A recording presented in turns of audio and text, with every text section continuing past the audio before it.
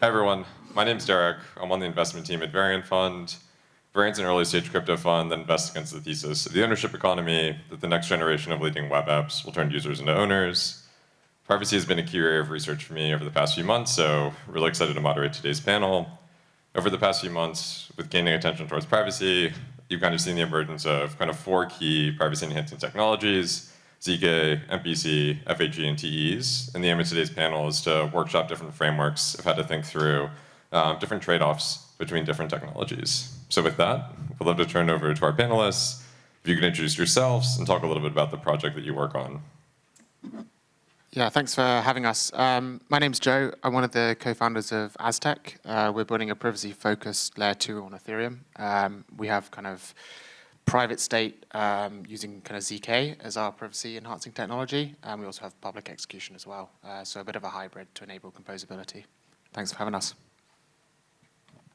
Hey everyone, my name is Dimitris. I'm a cryptography researcher at Nilion, and at Nilion we are building essentially a network for privacy-enhanced technologies. So far we have been focusing on MPC, but our vision is to facilitate multiple privacy-enhanced technologies. Hi, I'm Nigel Smart. I was a co-founder of Unbound, which marketed some products using MPC. It was bought by Coinbase. Amongst many things I do now, I kind of do some stuff for Zama, which is apparently does FHE, I've kind of heard this morning. That's what I kind of took from the talks this morning, that Zama does FHE. There we go. Hi, I'm Sylvain. I'm a research engineer with IC3. I currently work with trusted hardware and recently looking to open hardware research. That work is with Andrew Miller and Don Song. Great, thank you everyone. I thought we'd start off with a pretty zoomed out kind of big picture question, just talking a little bit about thesis on privacy, why it's exciting, why it's needed. If everybody could kind of, like fully zoom out a few clicks and go back to that perspective before we dive into the weeds. Yeah, I think for me, like if you look at kind of the original like cypherpunk vision of blockchains and look where we are today, there's a bit of a disconnect to where we've ended up. And for me, the big reason is we don't have a way to tie our like on-chain identities to our cryptocurrency accounts. We're missing kind of strong privacy primitives. And that's why I think a lot of us are here to try and enable more real-world privacy on these blockchains, because otherwise we're just building surveillance tools, which is no fun. Yeah, all those use cases are awesome. And to add on top of that, there are also other use cases that are not possible without privacy-enhanced technologies. We have been talking about healthcare, government stuff, analytics. All these are not possible without privacy-enhanced technologies. Okay, from my point of view, I actually don't like the term privacy. I think it's very restrictive in your thinking. So if you talk to many people in Europe, or even if you talk to big companies in Europe, you'll see privacy is about personal identifiable information. It's what's defined in GDPR. That's the big thing, yeah? So if you go to a big company and you say, we're going to solve some privacy problem for you, they send you to the lawyers. The lawyers, it's a lawyer problem for large companies. Whereas actually, we have privacy-enhancing technologies, which is also, I think, is a really stupid name as well. Actually, if you think about what so-called privacy-enhancing technologies do, is they actually enable new business opportunities. So they should really be called partnership-enabling technologies. It's not something that you can solve with legal. This is something that you have data. It might be PPI. It might not be. It might be other stuff. PIA, yeah. PPI is something completely different, yeah. PIA, too many TLAs. Okay, so you might have, it might be PIA, it could be other stuff, it could be just, company records, it could be anything, and just actually by enabling, using partnership enabling technologies, what we do is we can enable new business applications, enable new revenue flows, enable things that we'd never even thought of before. So that's why I think this kind of stuff's important, but I hate the word privacy.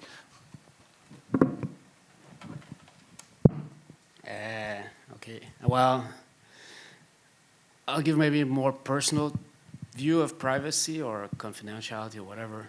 word you use. I mean, I see it as a kind of fundamental need for evolution as both an individual and a collective group. I mean, just right now, right? This is like recorded. So right now we have no privacy, right, with this event right now. Like in the sense that what I'm trying to get at is that you can think of it for yourself as an individual, like when we do certain things, if we think we're being observed, you could argue that it modifies our behavior. So if we're, and the idea here is like, whatever you call it, okay, I think there are certain things, certain activities that we do need to do it. And the problem with words like secrecy or privacy, they all like lead to all kinds of, but that's not the point. The point is like, I don't know, there's many angles you can take to think about it, but I think it's a fundamental need for our like evolution. Okay, that would be like the short statement, yeah. Great, yeah, common thread I'm hearing through a lot of those answers, which is one of the reasons why we become so excited about privacy, is this idea that you kind of expand the design space of what's possible, enable net new applications, including like existing applications, net new functionality. So quite exciting. And with that, we'd love to dive into kind of like each specific privacy enhancing technology, going like over what it is, how it works. Start with ZK.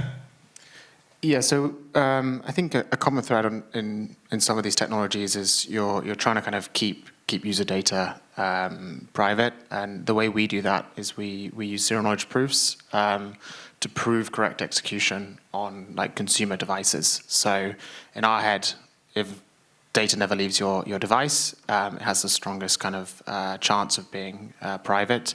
You can kind of think of it as adding end-to-end encryption on your messages like Signal, but doing that for blockchain transactions. And we use a proof system to do that. So we use like elliptic curve-based cryptography to create these zero-knowledge proofs. And you can really, on Aztec, code up any program as a zero-knowledge proof using Noir and deploy it and have privacy from that. So it's kind of using elliptic curves to do it, and also making sure data never leaves the user's device are kind of the main ways that we get privacy. MPC stands for multi-party computation, and this multiple can be as little as 2 parties, where we refer to the 2-party computation case, and then we can go up to many parties.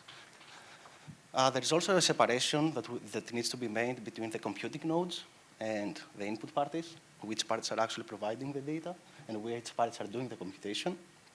And there's been this term, MPC as a service, where we have like a network and the input parties just submit their inputs, their encrypted inputs, to the network that runs the computation. So based on the use case, the computing nodes can actually also be the input parties. Like, again, we have been talking about healthcare. In healthcare, we can have multiple hospitals all working together and also being both inputs and computing parties to compute meaningful analytics. Or we can have like a voting case or some statistics that we want to gather, where we have an MPC network. And then we have clients, such as ourselves, that we can log in from our phones and submit our inputs, but not take part in the computation. I suppose I'm here to say that FHE is the silver bullet that solves all problems, because we've had zero-knowledge, MPC, and we're going to have hardware, I presume, here. And I'm not going to do that. Actually, they're all useful technologies, and they all have to be combined together. So in my talk later on, I'm going to go through how we actually, in Zama, combine all these different technologies together. So if you kind of look at it, each one solves a specific problem. Zero-knowledge proofs allow the prover who knows some stuff to prove something to other people who don't know the stuff. So the point is the prover has to know the stuff. That's the advantage. It's also a disadvantage. MPC does exactly what it says on the tin, multi-party computation. It has multiple parties come together and can compute a function on their inputs. So but the problem is that requires them to talk to each other. It requires interaction. So on one hand, it's got advantage and disadvantage in the fact it's multi-party. And it's got a big disadvantage that it requires a large amount of communication. What does FHE allow you to do? It allows a number of people to encrypt whatever they want, and then someone else can compute a function on it, and then someone else can decrypt it. So the FHE has advantages in that there's no communication like MPC, but we have to have someone does computation, someone does decryption. So that creates system-level issues. TEs, or HSMs, or hardware-based security, you put your secrets into a magic box, and that magic box computes on those secrets and then gives some answer out. That has advantages in that the hardware is really fast, it's really available. If you have high-end HSMs, they can be very, very, very expensive. Other disadvantages are that they can be prone to side channel attacks and other things. So each one of those technologies has advantages and disadvantages. There's no silver bullet, and actually any decent application is going to end up combining all of them in some way anyway. So I'll explain about one later, but you can just take endless applications and you can see how you need to combine them all together. So that's my take. Okay. So yeah, at work right now, I'm kind of here to, in a way, to represent this class of hardware security devices like Ts. So I'm gonna also perhaps try to be a bit original in what I'm gonna talk about here. Because most people, when they think of Ts, at least from talks I attend and all that, they assume pretty much Intel SGX, which has all kinds of issues, like Nigel just mentioned, which is mainly side channel attacks. So what some of us are working much more recently is actually trying to figure out how to make Ts resistant to side channel attacks, including physical attacks. So, and then when you start looking at that, it's like, what I would like to do right now is like to invite people to think about Ts very, very differently, which is actually, people have been working on that for the past 20 plus years, but it's somehow the blockchain space seems to have not paid attention to that for the most part. So you could think of Ts actually, that what they're trying to do is it's like physical cryptography or crypto physics or however you want to call it. And just to say one thing to maybe initiate the angle I want to talk about it from the original work that in a way is like the foundation of securities is a physical one-way function work. It's a PhD thesis out of 2001. So in a way, we kind of been sleeping on that, in my opinion. The more I'm learning about this, by the way, I'm learning about this as the past months. So, but I think you can reason about Ts as in the context of physical cryptography, and more precisely like physical unclonable functions or physical random functions. So I'll leave it at that for now, but I think when you start thinking about it this way, it's actually a very, very interesting problem. And then you're freed of like all this problem of, oh, you have to trust a manufacturer and all that. Yeah, I'll leave because I don't want to take too much time because it's a very complex problem, but yeah. And let's not forget differential privacy. Sorry? Oh, we forgot differential privacy. Yeah, let's not forget differential privacy. Like it always goes as the... Great, thanks everyone. So now that we've grounded ourselves kind of what each technology is, I'd love to dive into something that Nigel actually started digging into, which is kind of like a key trade-off for each technology. I think that's like a very simple framework for how you can think of each. Yeah, I think like when you start thinking about like ZK technology, like usually it's single player, and so like I have a secret. I have an encryption key on my device, and I'm using that to prove some secrets that I know about the world are true and feed them into computation.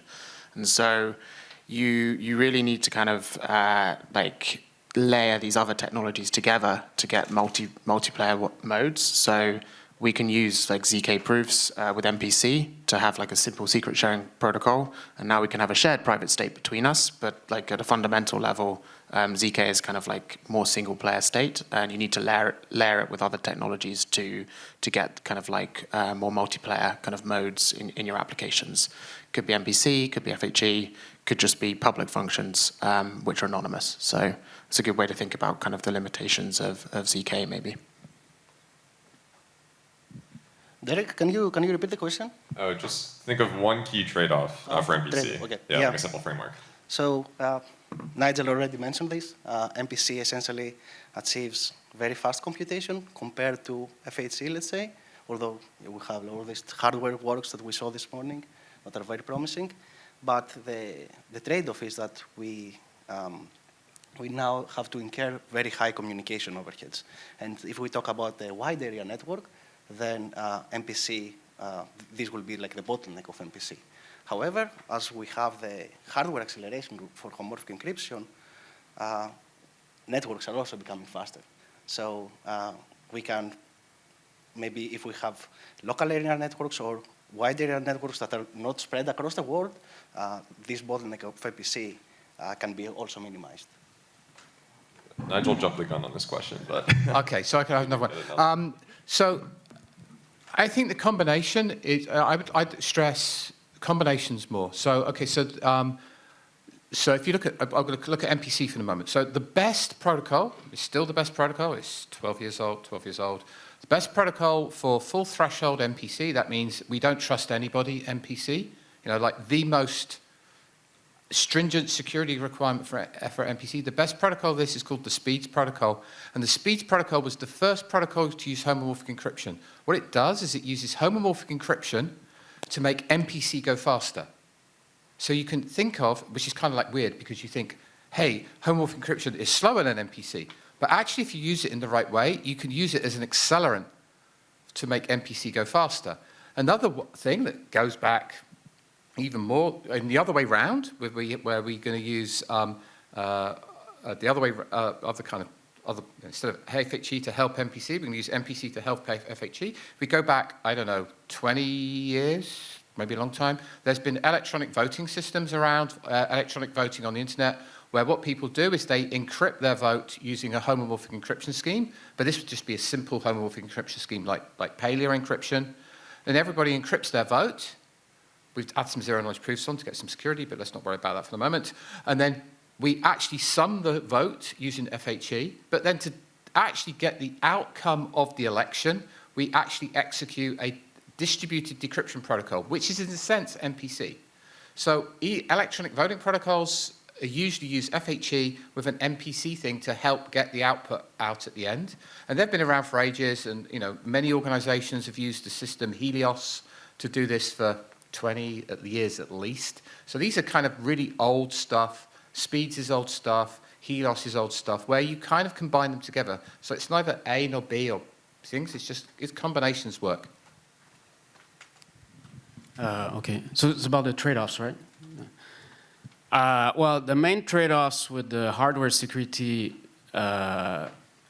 considering the angle I just mentioned earlier, right? Not IntelliJX or AMD or Nitro and our ARM Trust Zone, is that if we want to develop new Ts, okay, the trade-off that it's hardware, and most people don't want to do it, and it takes time. That's the excuse. Oh, it takes too much time, right? You need 2-3 years maybe and to tape out to make the prototype and all that. That's the major trade-off that I see with exploring, experimenting, and researching and developing new secure hardware. So, and it's getting the funding for it and all that. So that will be one, yeah. Yeah. Great. Thanks, everyone. So with that key trade-off in mind, we'd love to go into an example of kind of like a marquee application, something that's, or like kinds of applications that would be best suited for ZK, MPC, FHE, TEs. Yeah, I don't think about it maybe as like one application. So like Aztec is just a general purpose execution environment. So you can prove using ZK the correct execution of anything. It could be a simple zero knowledge proof that does encryption. It could be proving that you've done FHE correctly. So I think that like threading these together is probably the best way to think about it. What we're excited about at Aztec at the moment is kind of using these technologies as a group to bring real-world data onto Ethereum or onto these blockchains. So the most exciting one, I think, is currently proof of passport. So every passport's got an RSA private key in it, and it's got a load of signatures from various governments who issued your passport. And you can now scan that passport with your phone, prove that you're from a certain country, prove your age, wrap all of that into zero-knowledge proof, and then use that in an application on chain. So, yeah, I still think it's about composing these together to get the right kind of set of tools for the job. One prominent application that has become very hot lately is AI, and at Nilion we're very interested in that use case, in the sense that we can have users come to the Nilion network, secret share their data, like protected, and run private inference without ever revealing their inputs. Another interesting input, to go back to the composability that previous people mentioned, is what the folks at IETF are doing. There's a group that's called the Privacy Preserving Measurement, and what they care about is we have browsers like Firefox and so on, and we want to run multi-party computation, essentially to gather statistics, and at the same time, what the people, statistics about the browsers that people use, and at the same time, we want to prove that each submission of the user is valid, in the sense that when we aggregate it with the rest of our protocol, it will not corrupt our results. So there's like a use case where MPC and ZKPs are used together, and they're crucial because MPC is used to protect the privacy of their inputs, and ZKP is used to protect the correctness of the output. Because if we aggregate something that's incorrect, then our whole study will be corrupted. I'm going to touch on the AI example you just mentioned. So this has actually been deployed, I think, in some banks in Switzerland. So a bank has a credit scoring model to determine whether they should give credit to someone, whether there's a chance of the loan defaulting. And so this is really important for the bank to be able to maximize its return from its lending. But the bank can only generate its credit scoring model via AI using its own customer data. However, it hasn't got, if it had actually more customer data, it would have a better machine learning model. Machine learning, the more data you have, the better you get, apparently. Okay? So what they did is they actually took two banks took their machine learning models, stuck them into a system using MPC, FHE, and I think a little bit of TEs was there as well. And then they kind of created a joint model.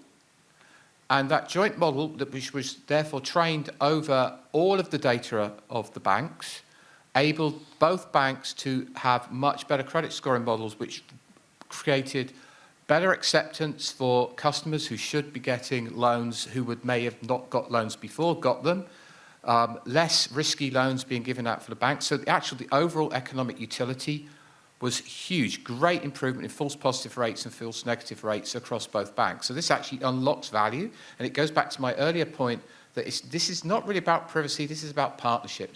These banks could not do this if there wasn't for this partnership enabling technology there. It enables business barriers to be removed, which allows us to unlock value that's both good for the organizations, the banks, plus also the customers. So this is kind of, yeah. Okay, so, well, okay, the key application of a T actually should be to secure a private key from a physical attacker. That's my understanding of it. But that's not what we have right now in reality. That's why people, when they use a commercial Ts, like IntelliJX, they say, okay, we'll require people to run it behind a cloud.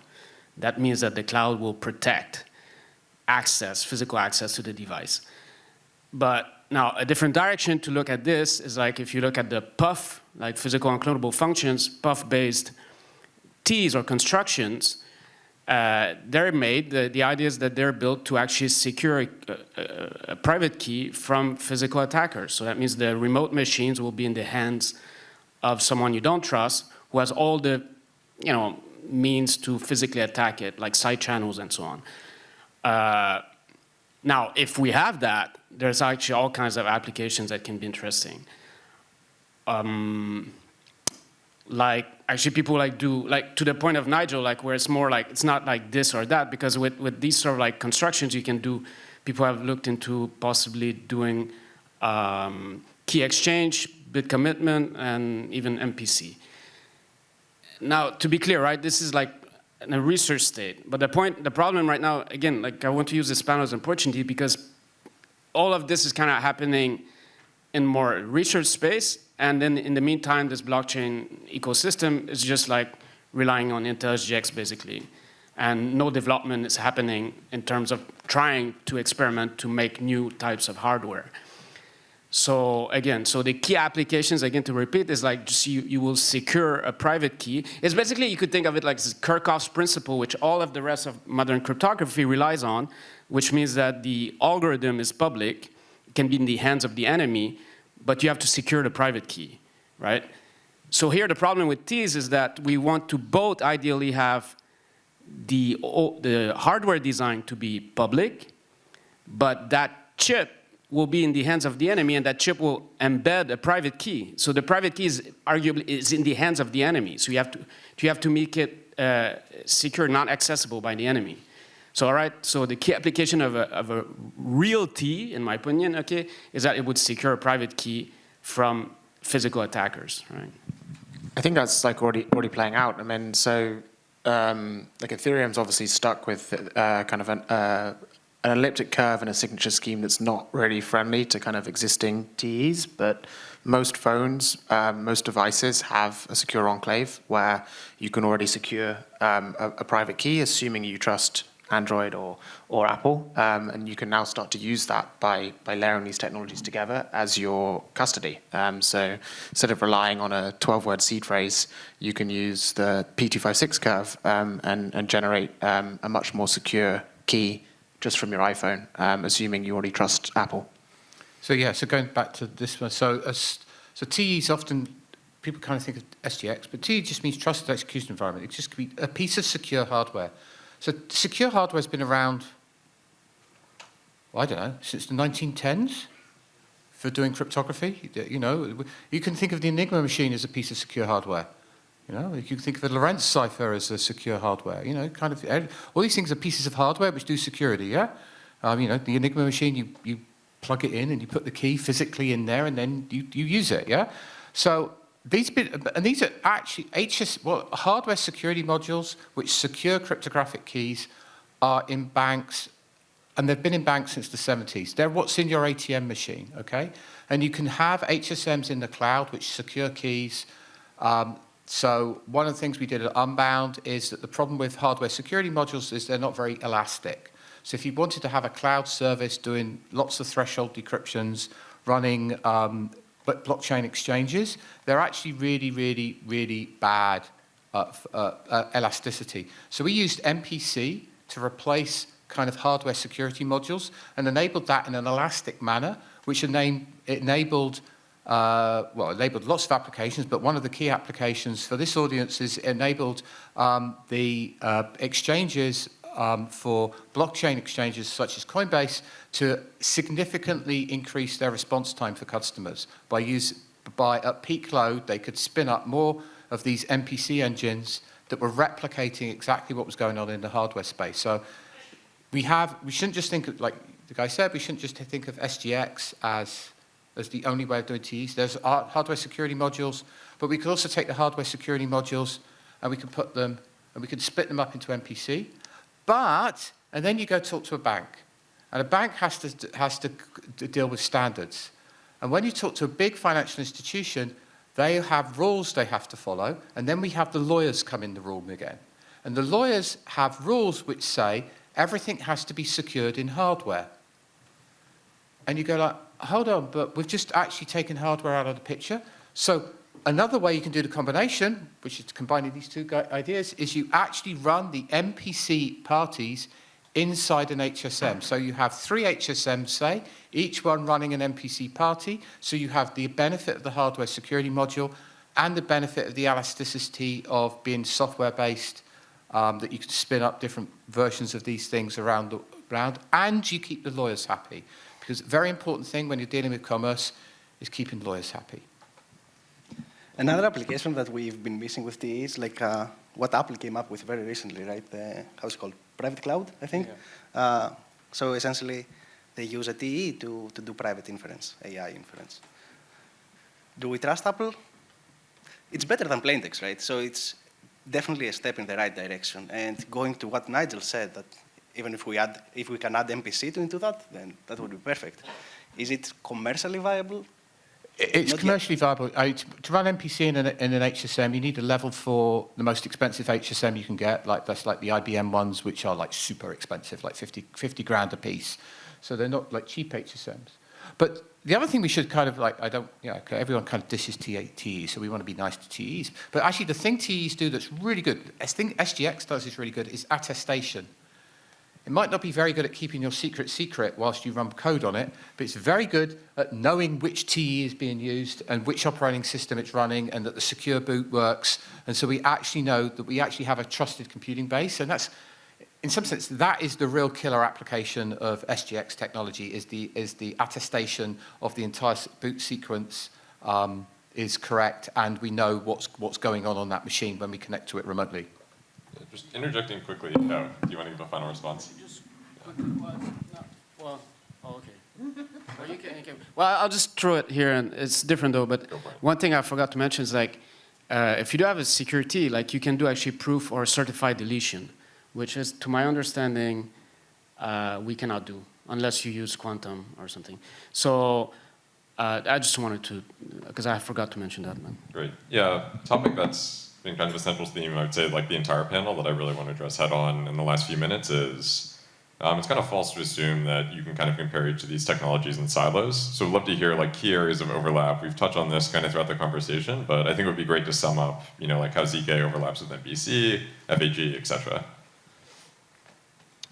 Yeah, I think like there's a few things that like maybe I can talk about the differences first of all, and like people trying to build kind of scaling solutions or kind of roll-ups that use maybe FHE or MPC are going to have a harder time than ZK, because you're asking a lot more people to do a lot more computation, and so if you take normal execution, it's like relatively slow on Ethereum. We can do 15 transactions a second. If you make that an FHE computation, it's going to be several orders of magnitude slower at a minimum, and everyone has to do it. So where ZK comes in is we're kind of taking that execution and we're saying that only one person has to do it, and we're going to prove it's done correctly. So I think that's like an important maybe difference. But it is also the limitation of ZK, because it's what enables that kind of single player mode. Because one person's doing this execution, it's hard for ZK on its own to kind of do these kind of more advanced applications, and that's where you need to layer in these other technologies and maybe take some performance trade-off to get there. The low-hanging fruit is, as we mentioned before, MPC and ZK, or FHC for that matter, but like I will focus on MPC and ZK, where we have a network that runs MPC, and we want the input parties to also prove something, some property about their inputs. Whether that can be like, is it within a range, is it a one-hot vector, or something similar? And then after we can verify the proof can be sent to the MPC nodes. The MPC nodes verify the proof, and then they can continue the MPC protocol. And I just kind of, something pops into my head when you were speaking. Actually, we use the word ZK. It's like in crypto, I'm a cryptographer. We have people go around with these T-shirts. Crypto means cryptography, right? So not cryptocurrency. I think we've now got another one. ZK means VC. Because almost all the application you had of ZK there wasn't actually ZK, it was actually VC, yeah? So I think we need to kind of start calling things for what they are, because most of the applications of ZK technology are actually VC, which are really, really cool stuff. But it's not, the number of applications of zero knowledge where you actually need the zero knowledge property is relatively small in terms of the overall usage of VC technology, snarks. So the difference between snark and the ZK snark. So I think that's maybe something we should pull out in a different panel, because I think whilst crypto does mean cryptography, ZK doesn't necessarily mean ZK. In Aztec's case, it does. Like, we're one of the few places where we do both. But no, it's a pet peeve of most people in kind of the Aztec team, that there's a lot of people who are just using kind of ZK as a marketing buzzword, and like users don't know the difference. So I think it's an issue. Some investors refer to ZK as all of them. Yeah. Yeah, it's like ZK means MPC, FHE, anything that's like not very crypto they don't understand. Okay, so let's have fun here with this. So I think I will introduce a term that maybe will become also viral, which is the puffs, again, right? The physical unclonable functions. But this stuff is actually very seriously interesting. So I invite people to look into that. And if I understood the kind of like leading question right now of this session, there's very recent work where they actually, basically you can use a puff as a random, it can be like seen as a random oracle, and maybe Nigel will help me with that, but I'll present the thing, the idea, like just, the rough idea is that a puff, like again, it's like what I said at the very beginning, that this work stems from physical one-way functions. So basically you can think of it like a hash function implemented via physical means. And maybe personally, the most useful concept I've been useful to think about that is a black hole, okay? All right? So basically, where information enters a black hole, cannot come out. So if you hash something, whatever you hash cannot come out of the hash that you look at. Now, so a black hole can be seen also as a physical one-way function. Now, the thing, though, that people, this is not realistic, right? It's just like an idea, concept, but puffs, physical unclonable functions, are actually implemented. Actually, like, there's like a company that makes SRAM puffs, like based on memory cells, and they're deployed in IoT devices, and they have, I think, 600 million devices right now that are using them, and they're fairly reliable. So now, why they're not used so much more, I don't know, but okay, but to go back to what I wanted to say is that puffs then can be seen as a random oracle, and then if that works, you know, in the future, maybe far out, but then you can do things like I said earlier, like key exchange, bit commitment, even MPC. So you have this kind of maybe, I think people may call that hardware entangled cryptography, or cryptophysics or physical cryptography. So I think this is like really fascinating. And now it's not, when you start thinking about that, it's not choosing one or the other. It's like you have actually crypto built into physical objects, right? That's my challenge. Great, okay. So we're slightly over time. Does anyone in the audience have any burning questions that they want to ask? And after that, we'll probably wrap up pretty quick. Yes, in the middle. I can run up. Great. So, good. We have done projects with these puffs. Puffs basically give you all the entropy you harvest from the process variations. And you can use it as keys, as basically keys, and then you can build classical security protocols on top of it. But they're just a way to generate entropy, like you can generate random numbers and things like that. That's my understanding of puffs.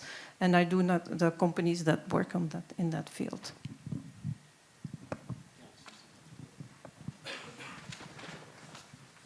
Yeah, thank you, actually, because I'm learning about this stuff just in the past months, okay? So, because my work as a research engineer has been over the past 4 years to work actually with Intel's GX, which has very kind of strong opinion on this as personal, but I don't like it. So, and then I was reading some of Ingrid's work, actually. Yeah, there's people who know much more. I'm not an expert in puffs, and actually to construct a full a secure T out of puffs is obviously a topic of research right now, as far as I understand. The problem, again, though, that I see in this space, from having worked for 4 years with Intel's GX, in contrast with the enthusiasm with ZK and MPC FHE and the funding that goes into that, we're just stuck with Intel's GX. It just doesn't make sense to me. So, and the more I'm trying to learn about it, and it seems as just, it doesn't need to be this way. So that's why right now I thought of using this panel as an opportunity to try to motivate more thinking into this sort of like novel and more experimental constructions of Ts that would then rely on these puffs, right? To add something to that, I don't think we're just stuck with SGX, right? There is ARM Trust Zone. I believe NVIDIA has their own. Commercial Ts, as far as I understand, they all suffer from this problem. Again, like if the idea is to secure a private key, right? That's what you have to think about. So because if you have to then run your thing behind the cloud, that means that your private key is actually not really secure, right? Hardware security modules have been, as I said, been used for 20, 30 years in banks. They are immune from side channel analysis. The trouble is they're super expensive, like $20,000 for the smallest possible one you buy. So you have hardware security modules which have been used for donkey's years to secure, and they're secure against the mafia. If the mafia get hold of one, you're not going to get a key out of it. It has self-destruct mechanisms. If you try to drill into it, it's like the Mission Impossible thing. It self-destructs in 5 seconds. It's kind of got acid all over the chip and everything to destroy itself. So it's really baked in resin. I can't remember what else they got. Heat detectors, all sorts, yeah. Kind of funky little devices, but very expensive. So you have very expensive, very secure TEs. Great. I think we might have time for one more question. There's another. Oh, right behind you, Remy. Thank you, sir. I believe Nigel mentioned something about the economic utility of the technology in terms of bank loans and getting bank loans approved faster. Is that something you could expand on? I found that really interesting. Thanks. Yeah, this is, where did I see this? This is definitely in Switzerland. I do remember that much. I can't remember whether it was Infer or Tune Insight did it, but they had they had some graphs where they actually reduced false positives and false negatives on a credit scoring models for banks. This is just one isolated example. There has been a huge amount of work, especially by US Central Bank, by UK, oh my God, whatever it's the authority for finance, I can't remember what they're called now, on AML, anti-money laundering. So an issue with anti-money laundering is if criminals don't just bank with one bank. Yeah, if you want to launder money, you send it through multiple banks. No shit, Sherlock, right? So actually, to be able to do AML detection, you actually have to do cross-border, cross-bank merging of data. Again, it's a partnership issue. And that has been, there's been a number of AML workshops and POCs run across the world, some in Holland, some in the UK, some in the US. I think there was one with some African banks. So, in finance, this stuff is being used quite a lot already. Why is that? Because that's where the money is. That's why, why do you rob banks? Because that's where the money is. Why do you go get banks as customers? Because that's where the money is. So there's tons of applications. We did one with European Central Bank on liquidity matching. Liquidity matching is basically the only job that a central bank actually does. And a number of applications of, a number of takes on CDBCs have been actually to remove the central bank out of the equation and replace it with a blockchain. And then the issue is actually, if you have multiple entities on the blockchain and it's all encrypted stuff, how do you do liquidity matching? And that's kind of a really big issue. So we actually ran through MPC. We did an experiment for the European Central Bank where we essentially ran, I think, the Finnish economy through an MPC engine, and we could keep track. We could actually keep up with Finland, which is, that's good. We could do a country, so not at the European scale yet. So, but there's lots of applications of this in the finance sector where governments and financial institutions and regulators have been looking at this. Yeah, I think on the lending side, we've had a few people experiment with kind of credit score-based lending for under-collateralized loans as well. So if you look at like DeFi today, it's all over-collateralized. You put some assets in, and you take out a loan based on that as a collateral, and hope you don't get liquidated. As you start to kind of see like income streams move on chain with privacy, we have people kind of proving that they're getting paid a certain amount from their employer. And you can make a loan based on that that's under collateralized. So I think across the stack, like there's lots of novel lending that can be enabled by privacy, whether it's better risk models and kind of inferring, or just a direct claim on my income on chain. It's a super exciting kind of area to look into. I was going to add that we're probably in the beginning of this like digital revolution, privacy revolution. So more and more applications will start popping up. Oh, I just want to quickly circle back to this HSM thing, but they're not open source, right? The HSMs. The hardware. I know. Yeah, but they can't be open source because all the things, so it's like resin and... But I mean the design, the manufacturing of it. No, but that's because they're secure. But you have to validate it. They go through validation. Sure. It's okay, but I think there are people who work, actually here in Belgium, right, who are working, there's this group called Simple Crypto at UC Louvain, the French kind of like counterpart of KU Leuven, right, of trying to implement open source secure hardware that is resistant to physical attacks.